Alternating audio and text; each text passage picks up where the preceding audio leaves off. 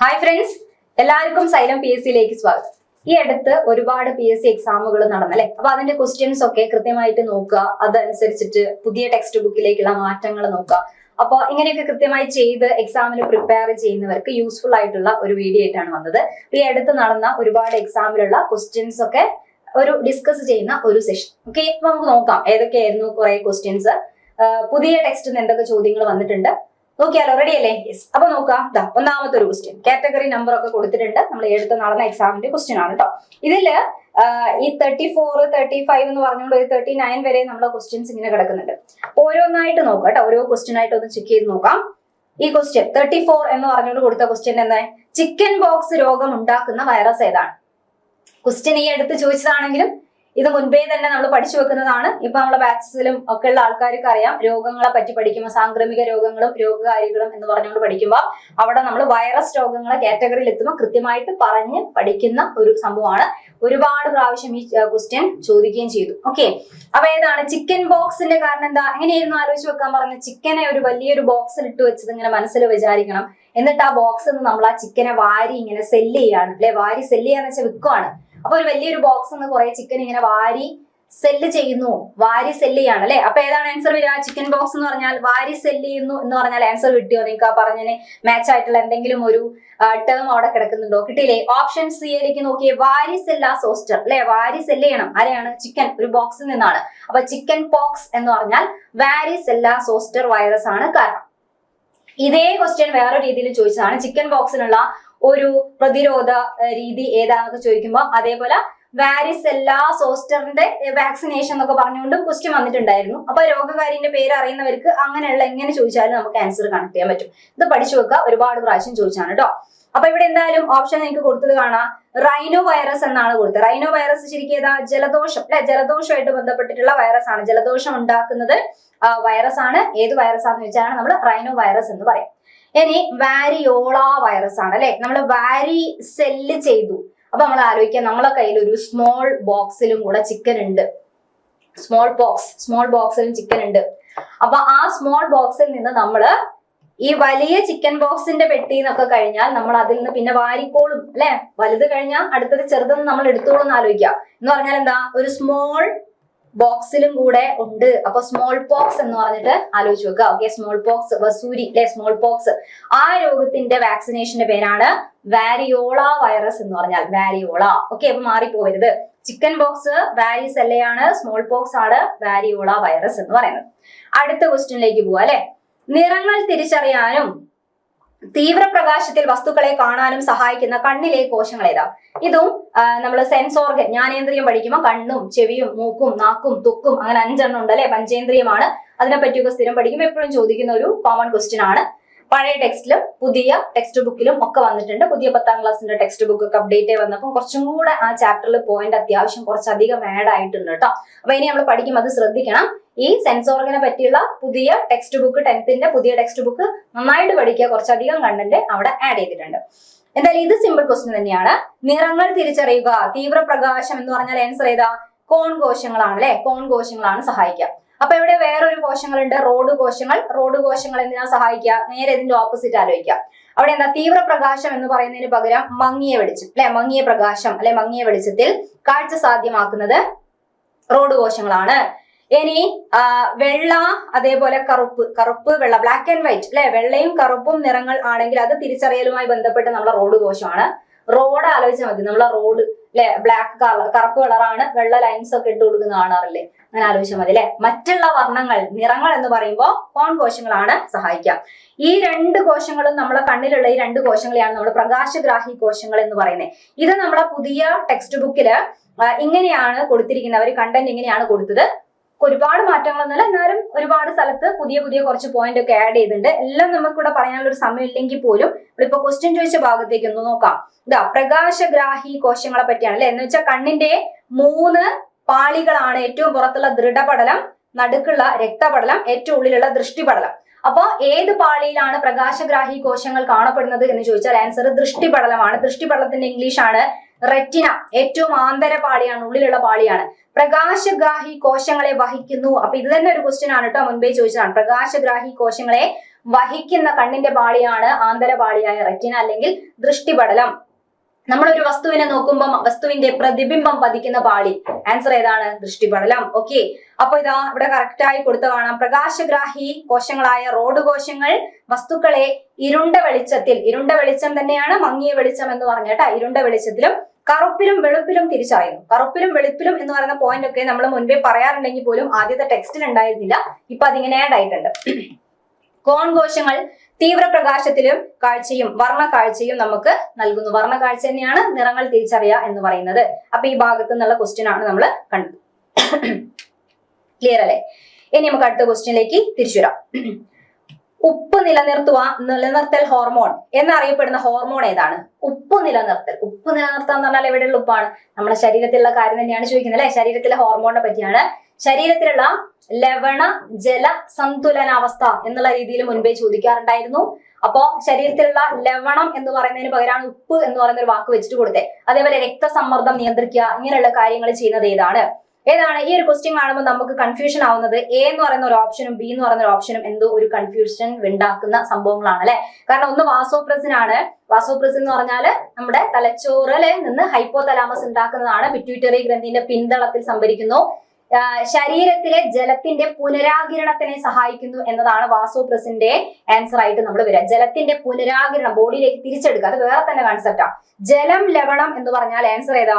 Aldosterone. Answer ഏതാ വേണ്ടേ? Aldosterone എന്ന് പറയുന്ന ഹോർമോൺ അപ്പൊ ആരാണ് നിർമ്മിക്കുന്നത്? ആരാ നിർമ്മിക്കുന്നത്? യെസ്, നമ്മളെ വൃക്കയുമായി ബന്ധപ്പെട്ട് വൃക്കേന്റെ മുകളിൽ സ്ഥാനം ഉറപ്പിച്ച നമ്മുടെ ഗ്രന്ഥിയായിട്ടുള്ള അഡ്രീനൽ ഗ്രന്ഥി ഉണ്ടാക്കുന്ന ഹോർമോൺ ആണ് ആൽഡോസ്റ്റിറോൺ. അഡ്രീനൽ ഗ്രന്ഥിയുടെ കോർട്ടെക്സ് എന്ന് പറയുന്ന ഭാഗവും മെഡുല എന്ന് പറയുന്ന ഭാഗമുണ്ട് അല്ലെ. പുറത്തുള്ള ഭാഗത്തിന് കോർട്ടെക്സ് എന്നും ഉള്ളിലുള്ള ഭാഗത്തിന് നമ്മൾ മെഡുല എന്നും പറയും. അഡ്രീനൽ ഗ്രന്ഥി അല്ലെങ്കിൽ അതിവൃക്ക ഗ്രന്ഥി എന്ന് നമ്മൾ വിശേഷിപ്പിക്കുന്ന ഗ്രന്ഥിയാണ്. എന്തുകൊണ്ട് ആ പേര് വരാൻ കാരണം വൃക്കയായിട്ട് എന്താ ബന്ധം? വൃക്കേന്റെ മുകളിലാണ് സ്ഥാനം. വൃക്കേന്റെ മുകളിൽ കണ്ടില്ല ഇങ്ങനെ തൊപ്പി വെച്ചതുപോലെ കാണപ്പെടുന്ന ഗ്രന്ഥിയാണ്. 2 വൃക്കയുണ്ട്. അപ്പൊ 2 ഈ ഗ്രന്ഥികളും ഉണ്ടാവും അല്ലെ. അപ്പൊ ഈ അഡ്രീനൽ ഗ്രന്ഥിയാണ് ശരിക്കും എന്ത് ചെയ്യുന്നത്? അടിയന്തര ഘട്ടങ്ങളിൽ സഹായിക്കുന്ന ഹോർമോൺ ഉണ്ടാക്കുന്നതെന്ന് കേട്ടിട്ടുണ്ടാവില്ലേ? അടിയന്തര ഹോർമോൺ അഡ്രിനാലിൻ ഉണ്ടാക്കുന്ന ഹോർമോൺ ആണ്. അഡ്രിനാലിൻ അല്ലെങ്കിൽ എപ്പിനെഫ്രിൻ എന്ന് പേരിട്ട് വിളിക്കുന്ന ഹോർമോൺ ഉണ്ടാക്കുന്ന അഡ്രിനാലിന്റെ തന്നെ പേരാണ് എപ്പിനെഫ്രിൻ. ഓക്കെ, അപ്പോ അതിലേക്കൊക്കെ നമുക്ക് ഫുൾ ഇതിലേക്ക് ഇറങ്ങി പോകാൻ സമയമില്ലെങ്കിൽ പോലും ഒന്ന് നോട്ട് ചെയ്യാം. അഡ്രീനൽ ഗ്രന്ഥിന്റെ മുറിച്ചു കഴിഞ്ഞാൽ പുറമെ കാണപ്പെടുന്ന ഭാഗത്തിനെയാണ് നമ്മൾ കോർട്ടെക്സ് എന്ന് പറയാം. കോർട്ടെക്സ് ഉണ്ടാക്കുന്ന 3 ഹോർമോൺ ആണ് കോർട്ടിസോൾ, ആൽഡോസ്റ്റിറോൺ, ആൻഡ്രോജനുകൾ അല്ലെങ്കിൽ ലൈംഗിക ഹോർമോണുകൾ ആയിട്ടുള്ള ആൻഡ്രോജൻ. ഇതിൽ ആൽഡോസ്റ്റിറോണിനെ പറ്റി കൊടുത്ത നിങ്ങൾക്ക് കാണാം. ലവണ സന്തുലനത്തിന് സഹായിക്കുന്നു. ഈ ലവണം എന്നുള്ളതിന് പകരമായിട്ടാണ് നിലവിൽ എന്ത് കൊടുത്തിരിക്കുന്നത്? ഉപ്പ് എന്ന് പറയുന്ന ഒരു സംഭവം അവിടെ കൊടുത്തിരിക്കുന്നത്. ഉപ്പ് നിലനിർത്തുക എന്നുള്ളതാണ്. പഴയ ടെക്സ്റ്റിൽ ലവണ ജല സന്തുലനാവസ്ഥ എന്നാണ്. അങ്ങനെ പറഞ്ഞാലും ശരി തന്നെയാണ് കേട്ടോ. അപ്പൊ എന്തായാലും ഉപ്പുമായിട്ട് ബന്ധപ്പെട്ടതല്ലേ രക്തസമ്മർദ്ദം. കാരണം ഉപ്പ് കൂടിയാൽ BP കൂടും, രക്തസമ്മർദ്ദം കൂടുന്നു കേട്ടില്ലേ? അപ്പൊ എന്തായാലും ആ രക്തസമ്മർദ്ദം ക്രമീകരിക്കുകയാണ് ഇവരുടെ ഫംഗ്ഷൻ. ഇതാണ് ക്വസ്റ്റ്യൻ. ഇത് പുതിയ ടെക്സ്റ്റിലുള്ളതാണ് കേട്ടോ. പുതിയ 10ാം ക്ലാസ്സിന്റെ ടെക്സ്റ്റ് ബുക്കിലുള്ള കാര്യമാണ് കാണിച്ചിരിക്കുന്നത്. ഇതേ കൺസെപ്റ്റ് പഴയ ടെക്സ്റ്റിലുണ്ട്. പക്ഷെ ചെറിയ ആ കൊടുത്തിരിക്കുന്ന കളറ്, ആ പ്രസന്റ് ചെയ്ത രീതി, അതിലൊക്കെ ചെറിയൊരു വ്യത്യാസമുണ്ട്. ഇനി അടുത്ത ക്വസ്റ്റ്യൻ. രക്തത്തിലെ ഏത് ഘടകം അനാരോഗ്യകരമായ അളവിലേക്ക് താഴുമ്പോഴാണ് അനിയന്ത്രിതമായ രക്തസ്രാവം ഉണ്ടാവുന്നത്? അപ്പൊ രക്തസ്രാവം നിലനിർത്താൻ രക്തം കട്ടപിടിക്കണം. രക്തം കട്ടപിടിക്കാൻ കാരണമായ ഏതോ ഒന്നിന്റെ കുഴപ്പം കൊണ്ടല്ലേ രക്തസ്രാവം ഓവർ ആവുന്നത്? രക്തം കട്ടപിടിക്കാൻ സഹായിക്കുന്ന ഏതെങ്കിലും ഒരു വസ്തുവിന്റെ പേര് ഇവിടെ ഉണ്ടോ? ആരാളത്? രക്തം കട്ടപിടിക്കാൻ സഹായിക്കുന്ന രക്തകോശം ഏതാ എന്ന് ചോദിച്ചാൽ ആൻസർ എന്താ? ഇങ്ങനെയാണ് കൊടുത്തത്. നമുക്കറിയാവുന്ന പ്ലേറ്റ്ലെറ്റ് ആണ്. പ്ലേറ്റ്ലെറ്റിനെ പറ്റി ഇവിടെ കാണുന്നില്ല. പ്ലേറ്റ്ലെറ്റിന് പകരം പ്ലേറ്റ്ലെറ്റിനെ തന്നെ വിളിക്കുന്ന പേരാണ് ത്രോംബോസൈറ്റ്സ്. ത്രോംബോസൈറ്റ്സ് എന്ന് പറഞ്ഞാൽ ആരാ? പ്ലേറ്റ്ലെറ്റുകൾ. ഓക്കെ, പ്ലേറ്റ്ലെറ്റുകളുടെ പേരാണ് ത്രോംബോസൈറ്റ്സ്. ല്യൂക്കോസൈറ്റ്സ് ആരാ? നമ്മുടെ ശ്വേതരക്താണു, WBC ശ്വേതരക്താണുവിന് പറയുന്ന പേരാണ് ല്യൂക്കോസൈറ്റ്. എറിത്രോസൈറ്റ്സ് എന്ന് പറഞ്ഞാൽ ആരാ? RBC ആണ്. അരുണരക്താണുവിന് പറയുന്ന പേരാണ് എറിത്രോസൈറ്റ്സ് അല്ലെ. അരുണരക്താണുവിന്റെ കൂടെ കാണപ്പെടുന്ന വർണ്ണവസ്തുവാണ് രക്തത്തിന് ചുവന്ന നിറം നൽകുന്ന വർണ്ണവസ്തു ചോദിച്ചാൽ ഹീമോഗ്ലോബിൻ. അപ്പൊ ഇവിടുത്തെ ആൻസർ പ്ലേറ്റ്ലെറ്റ് ആണെന്ന് മനസ്സിലായി. പ്ലേറ്റ്ലെറ്റിന്റെ വേറെ പേര് അറിയാത്തതിന്റെ പേര് ചിലർക്ക് ആൻസർ ചെയ്യാൻ കഴിഞ്ഞിട്ടുണ്ടാവില്ല. അതിന്റെ വേറെ പേരാണ് ത്രോംബോസൈറ്റ്സ്. ഓക്കെ, ക്ലിയർ അല്ലേ? സിമ്പിൾ ക്വസ്റ്റ്യൻ ആണ്. റെഡ് ഡാറ്റ ബുക്ക് പ്രസിദ്ധീകരിക്കുന്നതും പരിപാലിക്കുന്നതും ഏത് അന്താരാഷ്ട്ര സംഘടനയാണ്? പരിസ്ഥിതി ഭാഗത്ത് നിന്ന് സ്ഥിരമായി ചോദിക്കുന്ന ക്വസ്റ്റ്യൻ ആണ്. റെഡ് ഡാറ്റ ബുക്ക് ഉണ്ടാക്കുന്ന പരിസ്ഥിതി സംഘടനയാണ് സ്വിറ്റ്സർലാൻഡ് ആണ് ആസ്ഥാനം. വിവിധ രാജ്യങ്ങളിൽ അതിന് ശാഖകളുണ്ട് അല്ലെ. അപ്പോ എല്ലാ വർഷവും ഇതേപോലെ വംശനാശ ഭീഷണി നേരിടുന്ന സസ്യങ്ങളെയും ജന്തുക്കളെ പറ്റിയുള്ള കാര്യങ്ങളൊക്കെ ശേഖരിച്ച് പട്ടികയാക്കും. ആ പട്ടികയാക്കുന്നതിനെയാണ് റെഡ് ഡാറ്റ ബുക്ക് എന്ന് പറയുന്നത്. അപ്പൊ ആരാണ്? അന്താരാഷ്ട്ര പരിസ്ഥിതി സംഘടനയുടെ പേരാണ് IUCN. IUCNന്റെ ആസ്ഥാനം പഠിച്ചു വെച്ചേക്കണം. ആസ്ഥാനം എവിടെയാണ്? സ്വിറ്റ്സർലാൻഡ് ആണ് കേട്ടോ. സ്വിറ്റ്സർലാൻഡ് ആണ് ആസ്ഥാനം. അതും ചോദിക്കുന്നതാണ്. കിട്ടിയില്ലേ? റെഡി അല്ലേ? യെസ്. ഇനി അടുത്തത് ഇവിടെ ICZN ICBN എന്നൊന്നും കണ്ട് കൺഫ്യൂഷൻ ആവരുത്. ഇതൊക്കെ ICZN എന്നൊക്കെ പറഞ്ഞാല് ഇത് സുവോളജിക്കൽ നോമൻക്ലേച്ചർ, ബൊട്ടാണിക്കൽ നോമൻക്ലേച്ചർ എന്നൊക്കെയാണ്. കാരണം നമ്മൾ ശാസ്ത്രീയ നാമം കൊടുക്കും അല്ലെ. ജന്തുക്കൾക്കൊക്കെ ശാസ്ത്രീയ നാമം കൊടുക്കാനുള്ള സംഘടനയാണ് ICZN. ഓക്കെ. ദെൻ ICBN എന്നൊക്കെ പറഞ്ഞു കഴിഞ്ഞാൽ അത് ബൊട്ടാണിക്കൽ നോമൻക്ലേച്ചർ ആണ്. സസ്യങ്ങൾക്ക് പേര് കൊടുക്കുന്നതൊക്കെ ആയിട്ട് ബന്ധപ്പെടുന്നത്. പെട്ടെന്ന് കൺഫ്യൂഷൻ ആവരുത്. ഇത് IUCN. Okay, IUCN. അടുത്തത് ബയോഡൈവേഴ്സിറ്റി എന്ന പദം പ്രചാരത്തിലാക്കിയ ജീവശാസ്ത്രകാരൻ ആരാണ്? ഈ ക്വസ്റ്റ്യൻ ഈ അടുത്തടുത്ത് ഇങ്ങനെ അടുപ്പിച്ച് ചോദിച്ചു. കൺഫ്യൂഷൻ ആക്കി നമ്മളെ തെറ്റിക്കുക എന്നുള്ളത് തന്നെയാണ് ഉദ്ദേശം. എന്ന് പറഞ്ഞാൽ നമ്മൾ എന്നും പഠിച്ച് കേട്ട് വെച്ചൊരു സാധനമുണ്ട്. ബയോഡൈവേഴ്സിറ്റി എന്ന് കേൾക്കുമ്പോൾ ഉടനെ നമ്മള് ആര് പറയും? Walter G. റോസൻ എന്ന് പറയുന്ന ഒരു വാക്ക് നമ്മുടെ ഉള്ളിലേക്ക് വരും അല്ലെ. ഭാഗ്യത്തിനോട് ഓപ്ഷനില് ആ പേരില്ല. നമ്മൾ നോക്കി നടക്കുന്ന ഓപ്ഷൻ ഇവിടെ ഇല്ലാത്തത് കൊണ്ട് രക്ഷപ്പെട്ടു. അല്ലെങ്കിൽ എന്തായാലും അതിൽ മാർക്ക് ചെയ്ത് പോയനെ. അതില്ലാത്തത് കൊണ്ടാണ് ഒരുപാട് ആൾക്കാർക്ക് ചിലപ്പോൾ മൈനസ് ഒഴിവായി കിട്ടിയിട്ടുണ്ട്, അല്ലെങ്കിൽ സ്കിപ്പ് ചെയ്ത് പോകാൻ പറ്റിയിട്ടുണ്ട്. ഉണ്ടായിരുന്നെങ്കിൽ നമ്മൾ ഡയറക്റ്റ് കൊടുക്കും. Walter G. റോസൻ എന്ന് പറഞ്ഞാൽ ബയോഡൈവേഴ്സിറ്റി എന്ന പദം ആവിഷ്കരിച്ചതാരാ എന്ന് ചോദിച്ചാൽ ആ പേര് നമുക്ക് പറയാം. ഓക്കെ. ബയോഡൈവേഴ്സിറ്റി എന്ന് പറയുന്ന പദം ആരാ എന്ന് ചോദിച്ചാൽ അവിടെ ആര് പറയാം? Walter G. റോസൻ അല്ലെ. G. റോസൻ ആണ് ആൻസർ. കുറെ വിവിധ നിറത്തിലുള്ള റോസ് പൂവിനൊക്കെ ആലോചിക്കാം. ഡൈവേഴ്സിറ്റിയോട് കൂടിയ റോസ് പൂക്കൾ എന്നൊക്കെ പറഞ്ഞുകൊണ്ട് റോസൻ നമ്മൾ പഠിച്ചു വെക്കാറുണ്ട്. പക്ഷേ ആ ബയോഡൈവേഴ്സിറ്റി എന്ന് പറയുന്ന പദത്തിന് പബ്ലിസിറ്റി കൊടുത്തത്, പ്രചാരത്തിൽ എത്തിച്ചത് എന്നൊക്കെ ചോദിച്ചാൽ അത് ശരിക്കും ഒരു ഹയർ സെക്കൻഡറി ലെവലിൽ ടെക്സ്റ്റ് ബുക്കിൽ പറയുന്ന ഒരു കാര്യമാണ് കേട്ടോ. Walter G. റോസന്റെ കേസ് നമ്മൾ SCERT ടെക്സ്റ്റ് ബുക്കിലും കണ്ടത് തന്നെയാണ്. ഇവിടെ ആരാ ആൻസർ എന്നറിയോ? ഇനി പഠിച്ചു വെച്ചിരിക്കട്ടോ. രണ്ടും തമ്മിലുള്ള വ്യത്യാസം. ആരാ? Edward Wilson. Okay. Edward Wilson ആണ് ആ പദത്തിന് പ്രചാരം നൽകിയ വ്യക്തി എന്ന് പറഞ്ഞു കഴിഞ്ഞാൽ. Edward Wilson. ചിലപ്പോൾ NCERT ടെക്സ്റ്റ് ബുക്കിൽ പദം ആവിഷ്കരിച്ച് പ്രചാരം നൽകി എന്ന് പറഞ്ഞുകൊണ്ട് എഡ്വേർഡ് വിൽസന്റെ പേരിനെ ആയിരിക്കും കൊടുത്തത്. പക്ഷെ നമ്മൾ പഠിക്കുമ്പോൾ പദം ആവിഷ്കരിച്ചത് ആരാ എന്ന് ചോദിച്ചാൽ വാൾട്ടർ G. റോസൻ. പ്രചാരം കൊടുത്തത് ആര് എന്ന് ചോദിച്ചാൽ മാത്രം നമ്മൾ എഡ്വേർഡ് വിൽസന്റെ പേര് ചോദിക്കും. ഇതേ സ്റ്റൈൽ ഈ ക്വസ്റ്റ്യൻ വേറെയും ചോദിച്ചിട്ടുണ്ട് കേട്ടോ. തൊട്ടടുത്തടുത്ത് എക്സാമിന് റിപ്പീറ്റ് അടിച്ച ക്വസ്റ്റ്യൻ ആണ്. ഏണസ്റ്റ് ഹെയ്ക്കലിന്റെ പേരൊക്കെ ഇവിടെ കാണാം. അതും കൂടെ ജസ്റ്റ് ഒന്ന് നോട്ട് ചെയ്ത് വെക്കുക. അത് ഏത് പദമാണ് എന്നറിയോ? പ്രചാരമല്ല, ആവിഷ്കരിച്ച ആളാണ്. ഇക്കോളജി എന്ന് പറയുന്ന പദം. ഓക്കെ. എന്താണ് ഇക്കോളജി? കേട്ടിട്ടുണ്ടാവില്ല. നമ്മൾ പരിസ്ഥിതിനെ പറ്റിയും ജീവജാലങ്ങളുടെ പരസ്പര ബന്ധത്തെ കുറിച്ചൊക്കെ പഠിക്കുന്ന ശാസ്ത്രശാഖയാണ് ഇക്കോളജി. ആ പദം ആവിഷ്കരിച്ചത് നമ്മളെ ഏണസ്റ്റ് ഹെയ്ക്കലാണ്. ആർതർ ടാൻസ്ലി ആണെങ്കിലോ ആവാസ വ്യവസ്ഥ എന്ന് പറയുന്ന വാക്ക് കേട്ടിട്ടുണ്ടാവും അല്ലെ. ഇക്കോസിസ്റ്റം എന്ന് പറയുന്നത് ആ വാക്ക് ആവിഷ്കരിച്ച ആളുടെ പേരാണ് ആർതർ ടാൻസ്ലി. പ്രചാരമല്ല, വാക്ക് ആവിഷ്കരിച്ചത്, കോയിൻ ചെയ്തത് എന്ന് പറഞ്ഞുകൊണ്ടാണ് നമ്മൾ പഠിക്കുക. ക്ലിയർ അല്ലേ? യെസ്. അപ്പൊ ഇവിടെ ഇത്രയും ക്വസ്റ്റ്യൻസ് നമ്മൾ കണ്ടു. ഇനി അടുത്തൊരു ക്വസ്റ്റ്യൻ നോക്കി. 2021 മലേറിയ തടയുന്നതിനായി ലോകാരോഗ്യ സംഘടന അംഗീകരിച്ച ഒരു വാക്സിൻ ഏതാ എന്നാണ് ക്വസ്റ്റ്യൻ. ഇതിലുള്ളതെല്ലാം ഏറ്റവും പുതിയ കുറെ വാക്സിന്റെ പേരുകളാണ്. ഇതിൽ ഏതാ വാക്സിൻ എന്നറിയോ? ഒന്നും അറിയില്ലെങ്കിൽ പോലും മലേറിയ എന്ന് പറയുന്ന സമയത്ത് മൊസ്കിറ്റോനൊക്കെ ആലോചിച്ചൂടെ? മലേറിയ മൊസ്കിറ്റോ അല്ലെ, കൊതുക് പരത്തുന്നതാണ്. അനോഫിലസ് പെൺകൊതുകാണ്. അപ്പൊ കൊതുകിന്റെ പേര് പോലുള്ള ഒരു പേര് ഇവിടെ ഉണ്ടോ? മോസ്ക്യൂറിക്സ് എന്ന് കാണാം അല്ലെ. മോസ്ക്യൂറിക്സ് എന്നതാണ് ഈ പറഞ്ഞിരിക്കുന്ന വാക്സിന്റെ പേര്. ഇനി അടുത്തത്, താഴെ പറയുന്നവയിൽ വാക്സിനേഷൻ വഴി തടയാൻ കഴിയാത്ത രോഗം ഏതാ? വാക്സിനേഷൻ ഇല്ലാത്തൊരു രോഗം ഏതാ എന്നാണ് ചോദിച്ചത്. വാക്സിനേഷൻ ഇല്ലാത്ത രോഗം ഏതാ? സിമ്പിൾ ക്വസ്റ്റ്യൻ ആണ്. ഓപ്ഷൻ എയിലേക്ക് നോക്കിയാൽ തന്നെ കിട്ടും അല്ലെ. ഏതാണ്? ബെറിബറി ആണ്. ബെറിബറി എന്ന് പറഞ്ഞാൽ സാധാരണ ഉണ്ടാവുന്നത് എങ്ങനെയാണ്? ഒരു അപര്യാപ്തത രോഗമാണ്. വിറ്റമിൻ B1 അല്ലെ. അപ്പൊ വിറ്റമിൻ B1 എടുക്കുക എന്നുള്ളതാണ്, അല്ലാതെ വാക്സിനേഷൻ എടുത്തിട്ട് കാര്യമില്ല. റാബിസ്, അഞ്ചാം പനി, ടൈഫോയിഡ് എന്നൊക്കെ പറയുന്ന സമയത്ത് അതൊക്കെ ബാക്ടീരിയ ഉണ്ടാക്കുന്ന രോഗങ്ങളും വൈറസ് ഉണ്ടാക്കുന്ന രോഗങ്ങളുടെ ഒക്കെ പേരുകളാണ് നമ്മൾ കാണുന്നത്. അപ്പൊ അതൊന്നും അല്ല. ഓക്കെ. അപ്പൊ അപര്യാപ്തത രോഗമാണ് beriberi. B1 vitamin B കോംപ്ലക്സിലെ B1 ആണ്, അതിന്റെ കുറവാണ്. മനുഷ്യരിൽ രക്തം കട്ടപിടിക്കാൻ ആവശ്യമായ വിറ്റാമിൻ ഏതാണ്? വളരെ സിമ്പിൾ ക്വസ്റ്റ്യൻ ആണ്, സ്ഥിരം ചോദിക്കുന്നതാണ്. ഇത് വേറൊരു എക്സാമിന്റെ ക്വസ്റ്റ്യൻ പേപ്പർ ആണ് കേട്ടോ. ഏതാ? അതോടെ ക്വസ്റ്റ്യൻ നമ്പർ ചിലപ്പം കണ്ടിന്യൂസ് ആയിരിക്കണമെന്നില്ല. ആ ക്വസ്റ്റ്യൻ കട്ട് ചെയ്തെടുക്കുന്നതുകൊണ്ട് ആ നമ്പർ കാണിച്ചു എന്ന് മാത്രം.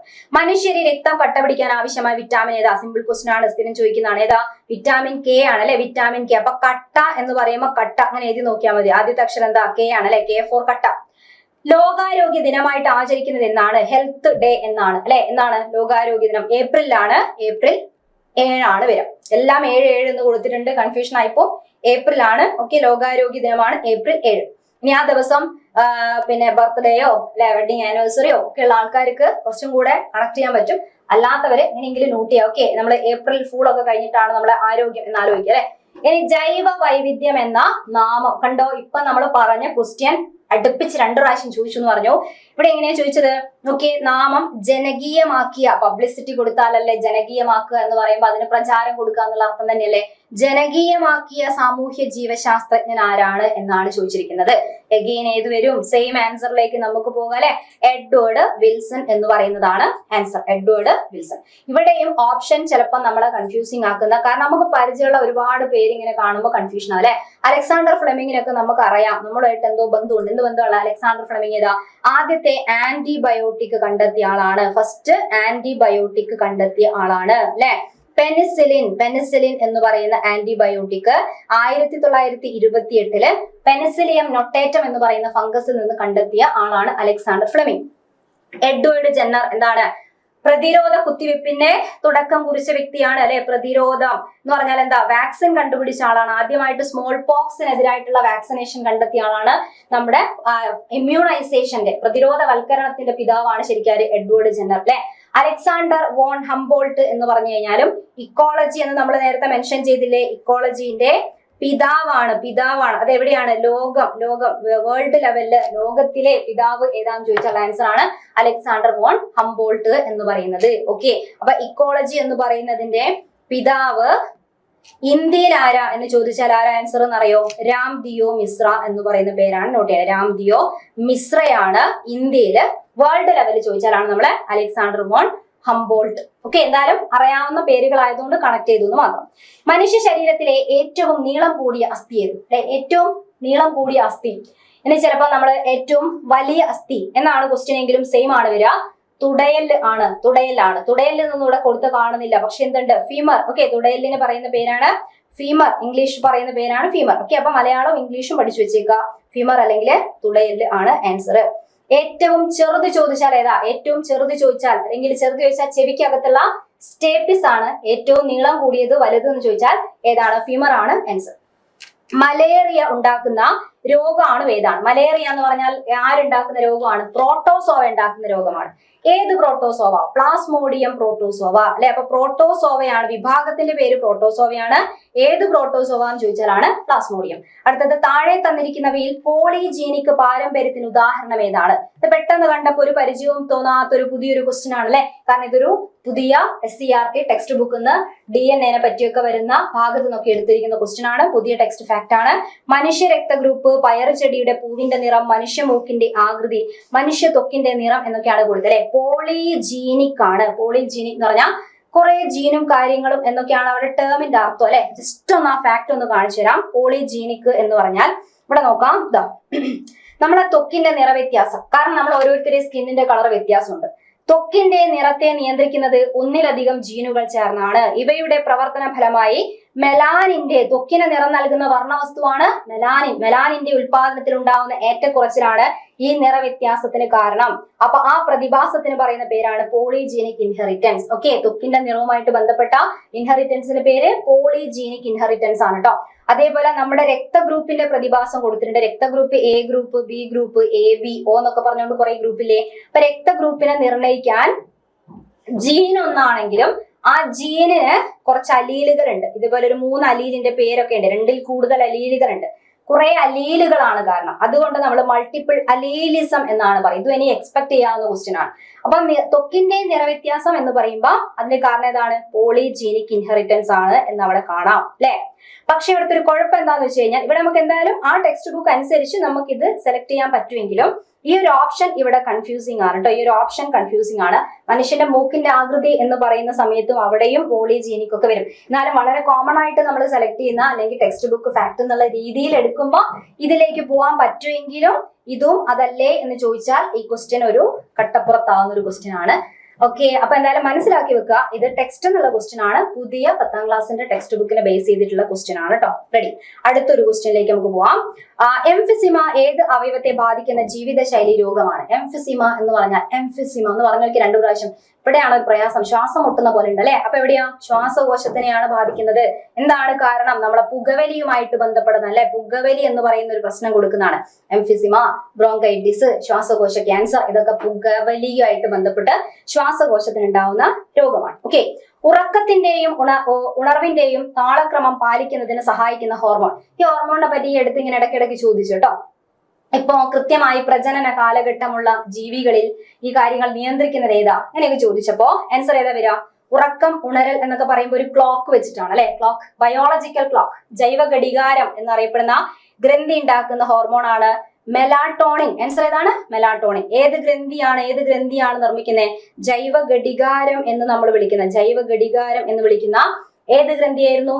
യെസ്, നമ്മളെ പീനിയൽ ഗ്രന്ഥി അല്ലെ. പീനിയൽ ഗ്രന്ഥി നിർമ്മിക്കുന്ന ഹോർമോൺ ആണ് മെലാട്ടോണിൻ. ആ മെലാട്ടോണിനെയാണ് നമ്മൾ ഉറക്കം, ഉണർവ്, രാത്രിയാവുമ്പോ മെലാട്ടോണിൻ കൂടുമ്പോ നമ്മൾ ഉറങ്ങുന്നു, പകൽ ആ സമയമാകുന്ന സമയത്ത് മെലാട്ടോണിൻ രക്തത്തിൽ കുറയുമ്പോൾ നമ്മൾ ഉണരണം. അപ്പൊ ഇങ്ങനെ കൃത്യമായിട്ടുള്ള കാര്യങ്ങൾ ചെയ്യുന്നതുകൊണ്ടാണ് ഒരു ക്ലോക്ക് പോലെ, ജൈവ ഘടികാരം, ബയോളജിക്കൽ ക്ലോക്ക് എന്നൊക്കെ പറഞ്ഞുകൊണ്ട് നമ്മൾ ഇതിനെ വിശേഷിപ്പിക്കുന്നത്. ഓക്കെ, റെഡി അല്ലേ? ക്ലിയർ അല്ലേ? അപ്പൊ എന്തായാലും ഇന്ന് നമ്മള് കുറച്ച് ക്വസ്റ്റ്യൻസ് നോക്കി. ഈ നോക്കിയ ക്വസ്റ്റ്യൻസിനേക്കാൾ കൂടുതൽ ഇനിയും പറയാനുണ്ട്. എന്തായാലും ഈ ഒരു സെഷൻ നിങ്ങൾക്ക് ഓക്കെ ആണ്, യൂസ്ഫുൾ ആയി കാണുമെന്ന് വിചാരിക്കുകയാണ്. അപ്പൊ എന്തായാലും ഓക്കെ ആണെങ്കിൽ നിങ്ങൾക്ക് പറയാം. ഇതുപോലത്തെ ബാക്കിയുള്ള ക്വസ്റ്റ്യൻസും കൂടെ ഡിസ്കഷനൊക്കെ ഉൾപ്പെടുത്തിയിട്ട് നമുക്ക് വീണ്ടും വീഡിയോസിൽ കൂടെ കാണാം. എന്തായാലും ഇന്ന് പറഞ്ഞ ക്വസ്റ്റ്യൻസും റിലേറ്റഡ് ഫാക്റ്റും ഒക്കെ നിങ്ങൾക്ക് ക്ലിയർ ആണ്, ഓക്കെ ആണ്, യൂസ്ഫുൾ ആണെന്ന് വിചാരിക്കുന്നു. അപ്പോൾ വീണ്ടും കാണാം. Thank you.